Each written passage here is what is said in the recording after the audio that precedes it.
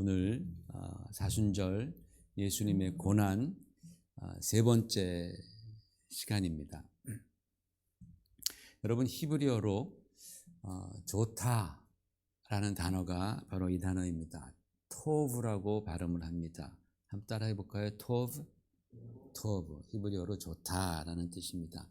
영어로 말하면 good이겠죠. 그죠? good. 하나님께서 세상을 창조하시고 보시기에 좋았더라 라고 말씀하잖아요. 그죠? 그래서 하나님이 창조하신 것이 다 좋았습니다. 그런데 세상 최초로 보시기에 좋지 않았던 게 있었습니다. 영어로 not에 해당하는 히브리어가 low입니다. low. 여기 있죠. low. 그 제 오른쪽에 있는 겁니다. 그래서 좋지 않았다 그러면 low tov라고 합니다. 한번 해보세요. low tov. 네, low tov가 not good이라는 뜻입니다. 하나님께서 만드신 이 세상에 최초로 좋지 않다, low tov라는 이 문장이 딱 나와 있습니다. 그것이 어디인지 여러분 아시는 분은 아시겠죠, 그죠? 모르시는 분은 모르시고, 아담이 혼자 있는 게 low tov, not good. 아담이 혼자 있는 게 좋지 않았다라는 겁니다. 여러분, 아담은 인류 역사상 가장 완벽한 사람이었을 겁니다. 그런데 혼자 있는 것은 low tov입니다. 그래서 하나님께서 아담에게 배필을 만들어 주셨고, 아담이 자고 일어나 보니까 자기 옆에 아름다운 여인이 있는 겁니다. 너무너무 기뻐했습니다. 여러분, 여기서 우리가 알 수 있는 것은 인간은 아무리 하나님의 형상으로 기가 막히게 잘 창조된 존재라 할지라도 혼자 살 수 있도록 만들어진 존재가 아니다라는 것입니다. 쉽게 말하면 내가 아무리 잘나도 혼자서는 절대로 불행하다라는 뜻입니다. 인간은 사회적 존재입니다. 그래서 함께하면서 사랑하고 의지하고 돕고 또 도움받으면서 사는 그것이 바로 인간의 숙명입니다. 그래서 부부도 생겨나고 또 가족도 있고 친구도 있고 그런 것 아니겠습니까? 인류학자들이 말하기를 인간이 행복을 느낄 때가 언제냐? 첫 번째로 내가 사랑받고 있다는 것을 느낄 때, 두 번째로 내가 중요한 존재라는 것을 느낄 때에 인간은 행복감을 느낀다는 거예요. 그러면 반대로 인간이 행복감을 느끼지 못하고 불행해할 때는 언제겠어요? 그걸 뒤집으면 되는 거예요. 내가 사랑받지 못한다고 느낄 때, 또는 내가 중요한 존재가 아니다, 나는 별로 가치 없는 존재다라고 느낄 때에 불행해지는 거예요. 그래서 내가 속한 집단으로부터 배척을 받고 왕따를 당하게 되면 굉장한 고통과 상처가 됩니다. 가끔 그것 때문에 견디다 못해서 스스로 목숨을 끊는 그런 안타까운 경우도 우리가 종종 뉴스를 통해서 듣습니다. 오늘 본문 말씀에 보니까 예수님께서도 그런 경험을 하셨습니다. 누가복음서에 보면은 예수님은 어려서부터 굉장히 비범하신 분이었습니다. 12살 때 예루살렘에 가셔서 그 예루살렘에 있던 당대 석학들과 토론을 하면서 그분들을 깜짝 놀래킬 만한 그런 지혜와 지식과 신앙과 인품이 예수님 안에 계셨습니다. 여러분, 그런 것들을 어떻게 감출 수 있겠어요, 그죠? 내 미모를 어떻게 감추겠어요? 라는 그런 말들 많이 하잖아요. 그런 것을 어떻게 감추겠습니까? 예루살렘에서 활동하는 랍비들을 놀라게 하신 분이 나사렛 그 작은 동네에서는 얼마나 더 두각을 나타냈겠습니까? 안 봐도 뭐예요? 안 봐도 비디오죠, 그죠? 아마 사람들이 이 비범한 소년 예수를 예의주시하고 있었을 겁니다. 그렇게 예수님은 한 해 한 해 성장해 가셨고 마침내 때가 되어서 하나님의 뜻을 행하기 시작했습니다. 광야에서 금식하고 돌아오셔서 마귀의 시험을 이기시고 갈릴리 지역에서 사역을 하십니다. 그때를 성경은 이렇게 기록했습니다. 같이 읽어볼까요? 시작. 예수께서 성령의 능력으로 갈릴리에 돌아가시니 그 소문이 사방에 퍼졌고 친히 그 여러 회당에서 가르치심에 뭇 사람에게 칭송을 받으시더라. 사람들이 예수님을 좋아했어요, 안 좋아했어요? 아주 좋아했습니다. 칭송했습니다. 사람들이 이 젊고 진실한 이 랍비를 정말로 좋아했고 환호했습니다. 그런데 주님께서 하루는 자기 동네 나사렛의 회당에 가신 겁니다. 거기에는 자기의 부모 형제도 있었고 또 그들과 사돈을 맺은 사람들, 예수님의 사돈이죠. 그러니까 그런 분들도 계셨고 어려서 함께 놀던 친구들, 또 뭐 목수일 하면서 상대했던 손님들 다 있는 곳입니다. 뭐 나사렛이라는 동네가 뭐 10만이 되는 그런 큰 도시가 아니잖아요. 작은 도시입니다. 거의 모든 사람이 다 예수님을 알고 있는 겁니다. 그런데 예수님께서 회당에 가셔서 하나님의 말씀을 탁 읽으시는데 그 말씀이 얼마나 은혜로운 말씀이었든지 바로 이 말씀이잖아요. 빨간 글씨한 곳. 가난한 자에게 기쁜 소식을 전하고 마음이 상한 자는 싸매 주시고 포로된 자에게는 자유를 주시고 그리고 갇힌 자에게는 해방을, 눈먼 자에게는 보게 함을, 이런 내용을 주님께서 읽으신 겁니다. 여러분, 성경에 많은 말씀들이 있지만 특별히 이 말씀은 이스라엘 신앙에 있어서 가장 중심에 자리 잡은 메시아에 관한 예언입니다. 메시아가 오시면 이렇게 하신다라는 겁니다. 유대 백성들은 바로 이 메시아에 관한 예언의 말씀, 약속의 말씀이 성취되기를 무려 지금 700년 동안 기다리고 있는 중입니다. 그들에게 있어서 신앙의 소원이 무엇이냐, 너의 소망이 무엇이냐라고 묻는다면 모두가 다 메시아가 오는 겁니다. 우리는 메시아를 기다립니다. 왜? 그분이 오시면 이 일을 하시기 때문에. 그런데 우리 예수님께서 이 말씀을 콕 집어 읽으신 후에 놀랍게도 이렇게 말씀하셨습니다. 노란 글씨 한번 읽어볼까요? 시작. 이 글이 오늘 너희 귀에 응하였느니라 라는 거예요. 이게 무슨 뜻이에요? 이 글이 오늘 너희 귀에 이제는 약속의 말씀만이 아니라 너에게 성취된 말씀이니라 라고 주님께서 말씀하시면서 자기 자신이 바로 이 성경이 가리키고 있던, 예언하고 있던 메시아라는 사실을 드러내셨습니다. 여러분, 우리가 성경 복음서를 쭉 읽다 보면은 느끼는 거겠지만은 예수님께서는 자신이 메시아라는 사실을 잘 드러내지 않으셨습니다. 드러내지 말라고 막 말씀하십니다. 그것을 놓고 본다면 지금 주님께서 하신 이 말씀은 자기 동네 분들에게 주신 특혜와 같은 거예요. 내가 누구다라는 것을 아예 드러내 보이셨으니까 가르쳐 주시는 겁니다. 여러분, 이 말씀에 얼마나 사람들은 환영해야 하고 얼마나 기뻐해야 할 말씀입니까? 그런데 여기서 반전이 일어납니다. 그동안 예수라는 청년을 마을에서는 자랑처럼 여겼습니다. 그런데 이 성경의 예언의 말씀, 자신들이 그렇게 성취되기를 기다렸던 그 말씀이 이제 너희 귀에 응하였느니라 라고 예수님께서 말씀하시자, 이 말씀이 바로 나를 가리키는 말씀이다 라고 말씀하시자 사람들의 반응이 싸늘해지는 거예요. 여기저기서 웅성웅성 됩니다. 성경에 보니까 그들의 반응이 이렇게 기록되어 있습니다. 같이 읽어볼까요? 시작. 그들이 다 그를 증언하고 그 입으로 나오는 바 은혜로운 말을 놀랍게 여겨 이르되 이 사람이 요셉의 아들이 아니냐? 라고 반응합니다. 이 반응만 들으면 뭐 저게 어때서요? 라고 여러분 질문할 수 있습니다. 괜찮은 반응 같습니다. 그런데 이 반응을 우리가 좀 뉘앙스 있게 제대로 느끼기 위해서는 하지만이라는 단어를 넣어서 읽어보면 됩니다. 이렇게 됩니다. 읽어볼까요? 시작. 그들이 다 그를 증언하고 그 입으로 나오는 바 은혜로운 말을 놀랍게 여겨 이르되 하지만 이 사람이 요셉의 아들 아니냐? 라는 거예요. 좀 의미가 좀 다가오지 않아요? 아, 다 좋은데 이 청년 다 좋아. 근데 이 친구 좀 너무 나가는 거 아니야?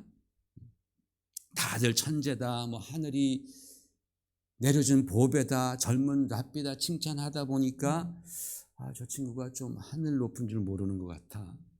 아니 자기네 집안이 무슨 뭐 저 예루살렘의 제사장 집안처럼 좋은 집안이나 되는 줄 아나 보지. 봐 자기 누이들 다 그저 우리가 데리고 살면서 평범하게 자식 낳고 때로는 두들겨 맞으면서 또 살고 있는데 자기 동생들은 지금 여전히 목수일하고 그러는데 좀 너무 과장이 좀 심한 거 아닌가? 그러면서 당신도 요셉의 아들이잖아 라고 그렇게 반응하는 겁니다. 여러분 바로 이것이 이 사건이 우리 주님께서 이 땅에 오셔서 처음으로 배척을 당하신 그런 장면입니다. 이게 다른 지역이라든지 아니면 무슨 원수처럼 여기던 사람들로부터 받은 것이 아닙니다. 자기가 가장 잘 알고 아끼고 사랑하고 사랑받았던 그런 사람들로부터 우리 주님은 지금 배척을 당하시는 겁니다. 게다가 그게 끝이 아닙니다. 성경을 보니까 그들은 마침내 예수님을 동네 바깥으로 쫓아냈고 거기에 있는 낭떠러지까지 밀고 가서 거기서 밀쳐 떨어뜨려고까지 했다라는 거예요. 그러니까 여러분 이 동네 사람들은 진심으로 예수님을 지금 오해했고 미워하고 괘씸하게 생각하고 배척했다라는 것입니다. 이날 예수님께서 자기 동네 사람들에게 받은 배척으로 인해서 마음에 큰 고통과 상처를 받으셨다라는 것은 두말할 필요도 없습니다. 왜? 주님도 우리와 같은 성정을 가진 인간이시기 때문에 그렇습니다. 그런데 우리 주님께서는 그 상황을 묵묵히 지나쳐 오십니다. 그리고 다시 당신에게 주신 그 사역을 해나가십니다. 사람들을 고쳐주시고 또 위로해 주시고 귀신을 쫓으시고 그리고 천국 복음을 전파해 주셨습니다. 이러한 예수님에 대한 오해와 배척들이 예수님의 공생애를 쭉 보면 비일비재합니다. 많습니다. 몇몇 사람들만 우리 주님을 끝까지 신뢰하며 따랐지 정말 거의 대부분 많은 사람들이 다 예수님을 배척하고 버렸습니다.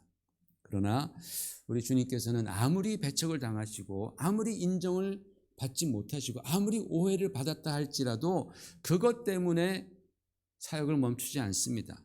그것 때문에 사람들을 만나는 것을 두려워하지 않으셨습니다. 그것 때문에 사람들을 사랑하는 것을 포기하지 않으셨습니다.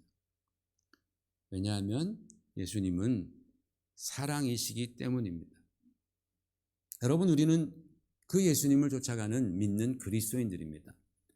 예수님의 삶과 예수님의 교훈이 가장 중요하고 진리라고 믿는 사람들이 바로 우리들입니다. 저 여러분 크리스천들입니다. 그런데 여러분 우리가 세상 살아가면서 주님 가르침대로 우리가 좀 선하고 진실되게 살려고 하지만 그럼에도 불구하고 우리가 주님처럼 때로는 이해받지 못하고 오해를 당하고 또 미움과 질투를 받고 또는 배척을 받을 때가 있습니다. 그럴 때는 참 속상하죠. 참 마음이 아픕니다. 실망스럽습니다. 나는 그런 뜻이 아니었는데 나를 오해하고 나를 배척할 때 나에게 뒤에서 손가락질 할 때 정말 마음이 아픕니다. 그런 사람은 다시 보고 싶지 않습니다. 어떤 때 막 너무 화가 나서 그들과 막 심한 언쟁을 하기도 하고 다투기도 합니다. 그렇게 한번 해대면 속은 좀 시원해지는 것 같지만 그러고 나면 우리 안에 계신 성령님께서 꼭 한마디 하십니다. 뭐라고 합니까? 잘했다고 하십니까? 아닙니다. 너 그래서 행복하니? 그렇게 해대니까 너 마음 편하고 좋니? 라고 성령께서는 우리 마음 가운데 말씀하시는 거예요. 그 말 좀 안 하면 좋겠는데 그 말씀을 하신단 말입니다.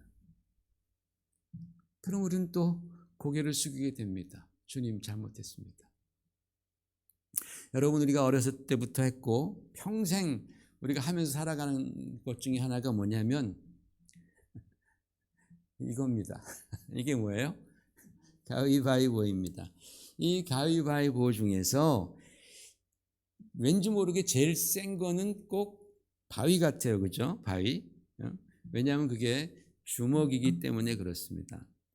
여러분, 주먹과 주먹이 부딪히면 승부가 납니까? 안 납니까? 안 납니다. 피 터질 때까지 부딪혀도 절대로 승부가 나지 않습니다. 주먹을 이기는 것은 오직 보자기입니다. 내 손을 펴야 합니다. 내 주먹을 없애는 겁니다. 나는 너와 싸우지 않겠다라고 손을 펴 보이는 겁니다. 세상에서는 그게 어쩌면은 지는 것, 그게 되게 약한 것처럼 보이지만 사실은 내 펼친 손바닥이 주먹을 이기는 겁니다. 성경에 로마서에 이렇게 말씀했습니다. 같이 읽어볼까요?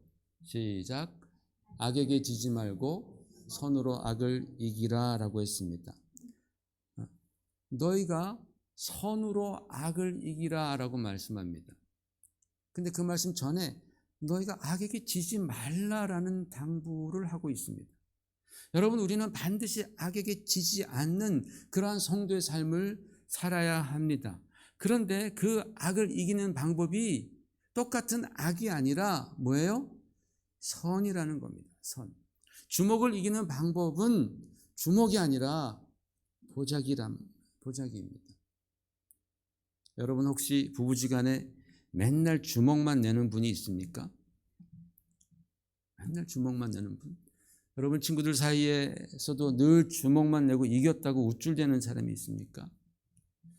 그런 분들은요, 우리 예수님을 조금 더 묵상하고 조금 더 배워야 합니다. 목사님, 그래서 보자기를 냈더니 가위로 막 나를 난도질해가지고 내가 열받아서 주먹으로 박살을 내버렸습니다. 그냥 그렇게 사십시오. 평생. 그러면 행복하냐 말입니다. 예수님은 주먹으로 이기지 아니하시고 뭘 이겨요? 보자기로 이기셨습니다. 칼을 빼든 제자에게 내가 칼로 흥하면 칼로 망한다 라고 하면서 그 칼을 거두라고 말씀하셨습니다. 우리 주님은 품어주시고 이해해 주시고 참아 주시고 용납해 주시고 사랑해 주심으로 이기시는 겁니다. 바로 십자가가 예수님의 보자기입니다. 교회에서도 여러분 절대로 주먹질하면 안 됩니다. 사람이란 진짜 예민해가지고 상대방의 말에도 주먹이 휙 날아오는 소리가 들리잖아요. 그죠? 상대방의 시선에도 주먹이 보이는 겁니다. 표정에도 행동에도 주먹질이 막 보입니다. 느껴집니다. 그렇기 때문에 그리스도인들은 말할 때나 섬길 때나 무엇을 하든지 주먹질을 하는 게 아니라 보자기를 사용하는 거예요. 상대방을 이해하면서 감싸주는 겁니다. 여러분, 보자기가 크면 클수록 감싸주는 분량도 커지고 사랑하는 분량도 커지는 거예요. 그래서 큰 주먹이 와도 포용하면서 이길 수 있습니다. 여러분, 우리는 인생 가운데 주로 보자기를 많이 사용하는 사람을 성숙한 사람이다 라고 그렇게 얘기를 합니다. 그런 분들 옆에 있는 걸 좋아하지 막 시도 때도 없이 주먹 날리는 사람 옆에 있는 거는 정말 불안하고 힘듭니다. 여러분, 우리 주님은 하나님의 뜻을 행하시고 옳고 선한 일을 하셨음에도 불구하고 정말 수도 없이 많은 오해를 받으시고 배척을 당하셨습니다. 고난 받으신 거예요. 그럼에도 불구하고 그러한 고난과 고독함 속에서도 우리 주님은 여전히 용서하시고 여전히 사랑하셨고 또 그들을 섬겨주셨습니다. 여러분, 우리 크리스찬들의 의무 중 하나는 사랑하는 겁니다. 이건 옵션이 아닙니다. 내가 원해서 하고 내가 원하면 싫고 이런 옵션이 아닙니다. 사랑은 우리 크리스찬들에게 의무입니다. 왜? 우리는 주님으로부터 큰 사랑을, 너무나 큰 사랑을 받았기 때문입니다. 그래서 성경은 우리를 사랑의 빚진 자라고 말하잖아요. 빚진 자면 빚 갚아야 되잖아요. 그 빚을, 사랑의 빚을 다른 사람들에게 갚으라는 겁니다. 그래서 우리 성도들에게 사랑은 옵션이 아니라 의무입니다. 기쁜 의무입니다. 감사한 의무입니다. 좋은 의무입니다. 그래서 우리는 사랑을 베푸는 겁니다. 사실 여러분, 배척당하고 오해받고 왕따를 받으면은 정말 힘들고 고통스럽잖아요. 그러나 우리는 힘들어도 사랑해야 되고 싫어도 용납해 줘야 되고 용서해야 합니다. 왜냐하면 그것이 내가 하나님을 믿는, 그리스도를 바로 믿는 성도로서 행복할 수 있는 가장 현실적인 방법이기 때문에 그래요. 내가 크리스찬으로서 행복할 수 있는 가장 현실적인 방법이 뭐냐? 보자기를 사용하는 거예요. 사랑하는 거예요. 용납하는 거예요. 이해해 주는 거예요. 참는 거예요. 함께 미워하고 함께 따돌리고 함께 똑같이 뒤에서 뒷담화를 한다면 우리 안에 계신 예수님께서 절대로 기뻐하시지 않습니다. 그러면 우리도 당연히 행복할 수가 없습니다.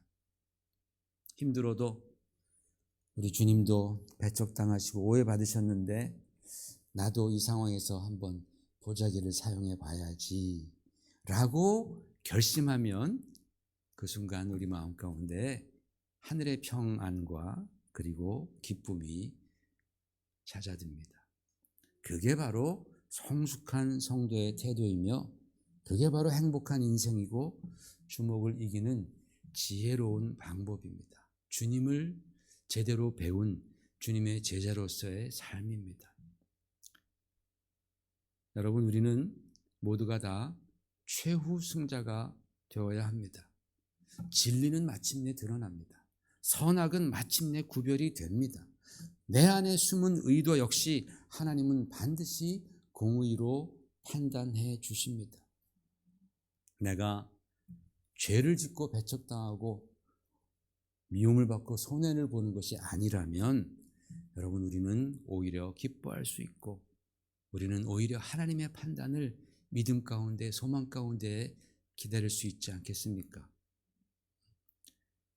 배척과 몰이해 속에서도 사랑의 십자가를 지신 우리 주님을 본받아서 주먹으로 우리의 인생을 풀어가지 마시고 힘들고 답답할수록 사랑의 보자기로 십자가의 사랑으로 이기시는 여러분 되시기를 주님의 이름으로 축원을 드립니다. 같이 기도하겠습니다.